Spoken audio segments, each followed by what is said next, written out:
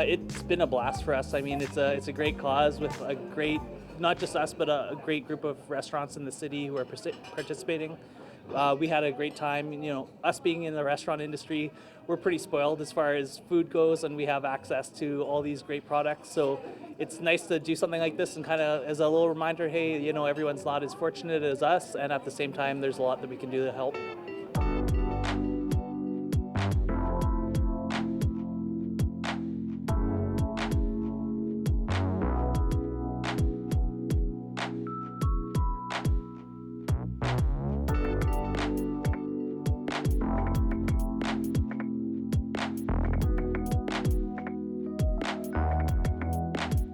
Well, giving back to the community has always been something that's been very important to our entire team.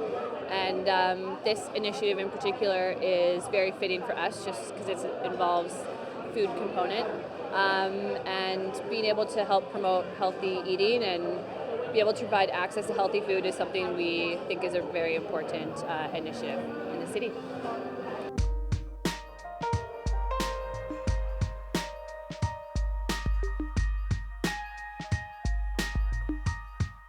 It's been a pretty wild night. It's Restaurants for Change 2016 here in Winnipeg. We'll leave the Merchant Kitchen, but right now, Chef Rob is in the Big Kitchen with Chef Grant Mitchell from Norwest Co-op.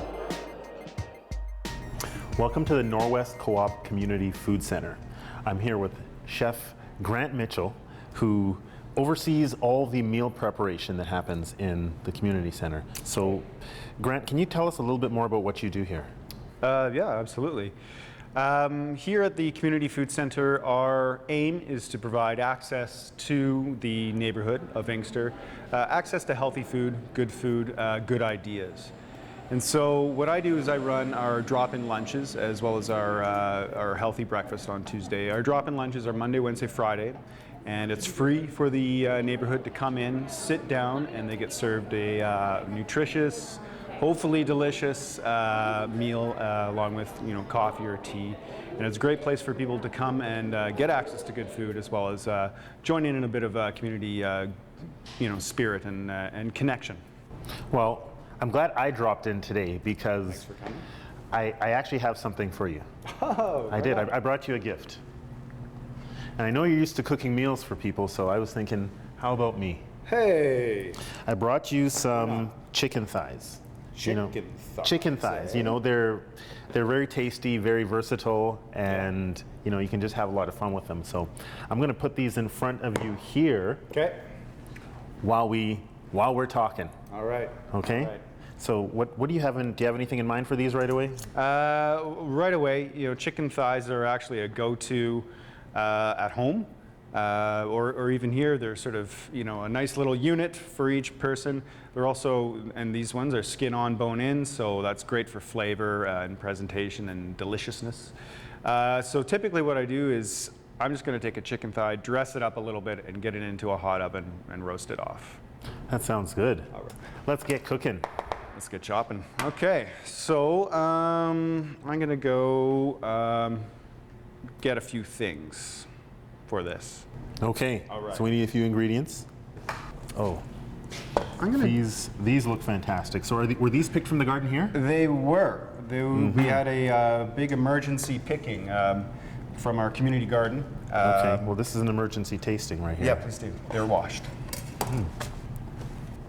You know what? There's just nothing better than a locally grown vegetable. I was thinking the other day, one of my favorite aromas is the tomato leaf. It's just such a pungent and strong, and these ones, they look underripe, but they're actually really quite These ones. smashing. So I was thinking I'm going to dress that up in a bit of ginger, rosemary, maybe some curry powder into the oven, and then make a little chutney kind of thing. Maybe I'll roast this kale off with the chicken. And yeah. Okay, what can I do? Start there. Can I pick these tomato stems off while I'm snacking on them? I'm sure you could do more than that, Rob, but let's start there. I'm going to start chopping up some ginger, which is another must. Ginger, garlic, as I'm sure you know, are Oh, it's an affinity. It's a flavor affinity. Ginger and garlic. yeah, Fantastic. and rosemary. Actually, my wife tipped me off on the seemingly strange combination of rosemary and ginger. Do tell. That's all there is. They That's just it. work. It just works. Sometimes there's no better explanation than it just works, right? Yeah, eat it. Yeah, exactly. And it's also kind of interesting to combine, I don't know, let's say Mediterranean ideas with East Indian or whatever. That can be a double-edged sword. It may not work, but sometimes it really does. And in the case of rosemary and ginger, I find. Well, I think the thing is with food is that, it can't just be defined as just certain ingredients.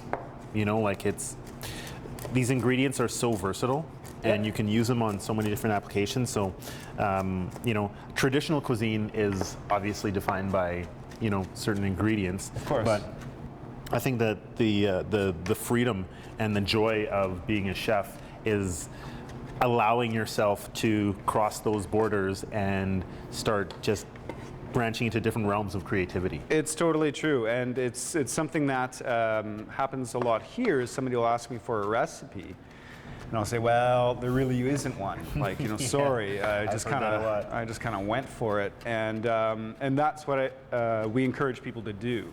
Is that don't be reliant on the fact that there may be some sort of foolproof recipe or technique out there. The important thing is no foolproof. No, I mean, yeah, exactly. I mean, look at me. There's no foolproof out there. But the thing is to get into the kitchen and start making a mess, and you'll find out, maybe what works. Grant, these tomatoes are like candy. Yes, yeah, they are a completely different beast than what you may find in the store. In the grocery store, yeah. No offense to the grocery stores, but the garden. Well, that's what we have to rely on when it comes to, I guess the colder months here. Mm-hmm. But Absolutely. you guys seem like more of a farm to table type of operation here when possible. Yeah, absolutely. I mean, we want to cultivate and take advantage of those relationships with local farmers, local producers, because it turns out that their product is usually amazing. You're supporting a local economy, as well as when you grow it right in your garden. People who come here, volunteers, community members, can see how something is grown. They see what an eggplant plant looks like. They see how it blooms, how the eggplant is formed. It's an amazing thing, and then so people have some kind of reference when they tackle the eggplant. And you also see how it's cooked too, right? Like Right. I think that's just an amazing way to view food, is just seeing it really from the ground up until it hits the plate. And it's amazing, we talk about food education here, but it goes both ways. People's knowledge of food is, it's almost innate. They come and, with ideas and their own experiences and their own critiques of what, we made and tips and all that stuff. So it's really just, we've found that it's people's access to food is the barrier, and that could be an economic barrier. That could be, the fact that there isn't fresh fruit and vegetables available, close by because mobility issues, whatever it is. But people's desire to cook well is there. Their knowledge and their memories of great meals or whatever it is, it's there. And so it's we're really focused on removing those barriers that are stopping people from achieving their culinary potential, I guess.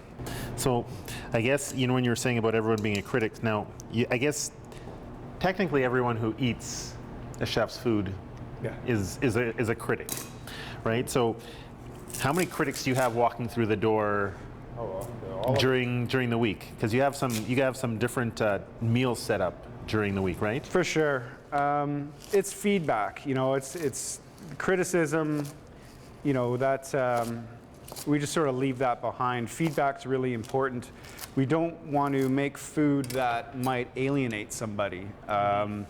And we also want to have that dialogue where if we make something that's a bit, you know, off the wall or different or whatever, we can sort of offer not so much an explanation, but you know, we can talk about it. Maybe what they're experiencing. Maybe it's new.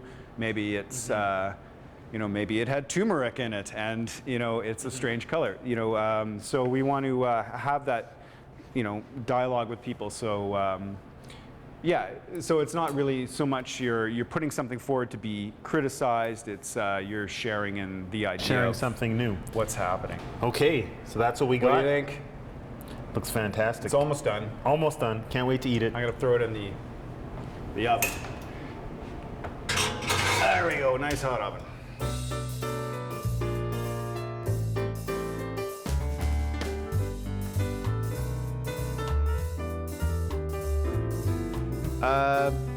Chicken's in the oven. Okay. Wanted to show you this. This is, well, you know, it's later in the fall, so we don't have too much going on here, but this is our big drying rack. This is one of our projects. We're obviously trying to preserve things from the garden. So, for example, we have a seniors group that comes in. It's a seniors drop-in, so it's they, you know, knock back a whole bunch of coffee and do things like make herb bundles for us and help us wash and process all the, you know, all our crops from the garden, right? So sage did really well this year. We've got a whole bunch of sage drying. Yeah, it looks like you got a lot of sage here. Yeah, and we have even more that we can pull up. It's a good hearty herb. So What are these? yeah, so that is tobacco. Okay. Yeah. Explain. Okay, so we have a indigenous garden in our community garden. So tobacco, sweetgrass, as well as sage are being grown for just as a kind of a nod to not a nod, but an acknowledgement of where we are. And as well as it's a way of connecting community members who are First Nations with what we do here. So it's something that they can get interested in and involved with. And it's a way for everyone to learn, for us to learn, for me to learn. I would imagine that other people who not just work here, Yeah. but who come here get a little bit of a cultural experience with this. Exactly. So, and that's a part of how food. Well, tobacco is not exactly food, but it is, you know, part of the garden, and and that's how we're helping people connect. Another interesting thing is these giant sunflowers that just you know, tell you the truth, I don't know who planted them, Giant? or where they came from. What are you talking about? What do you mean giant? Yeah, they're impressive. So they came up, and we chopped them down after they, you know, were in full bloom and are beautiful, and we were drying them out for seeds. Okay, so is that how the whole process happens with sunflower seeds? They have to be picked and then dried. We think so. Like you were talking about learning, you know, it's sometimes you just go through the motions and see what happens. And but sure enough, here we go, sunflower seed, just like the spits that you might buy. The spits, love 'em. We're making our own spits here at the Community Food Center. So, but it's another great way of you know, folks from the community to come in and see the process. The natural process of you know, what we ingest and what we enjoy. Well, thank you. And speaking of ingesting and enjoying, I can't wait to see what those chicken thighs come out like. Yeah, let's look in. Okay. All right, let's take a gander at what we have wrought. Oh, looks fantastic. Smells fantastic. Sounds fantastic. Actually, It does sound It's fantastic. crackling away there. I'm just going to finish it off with some of these garden tomatoes we were oohing and awing over before. And some yogurt, just to tart it up a little. And then finally, also from the garden, some mint and parsley. Whew. It's hot. Well, I can't wait to get into that. Yeah, looks good. So, Restaurants for Change. Yes. What does Restaurants for Change mean to you? It means exactly what it sounds like. It means restaurants are a part of the change of the our attitude towards food. Chefs, restaurants, community food centers. It's a shift in the way we think about access to food, but also what food is. And it's amazing to have the support of the restaurants here in Winnipeg. And we're super humbled and grateful. And thanks for you being here, Rob, as well. Thank you. Coming up, Rob spends some time with his pal Mandel from Deer and Almond, plus behind the scenes with Chef Scott Bagshaw at McKay, and I go into the kitchen at Segovia on Restaurants for Change Winnipeg 2016.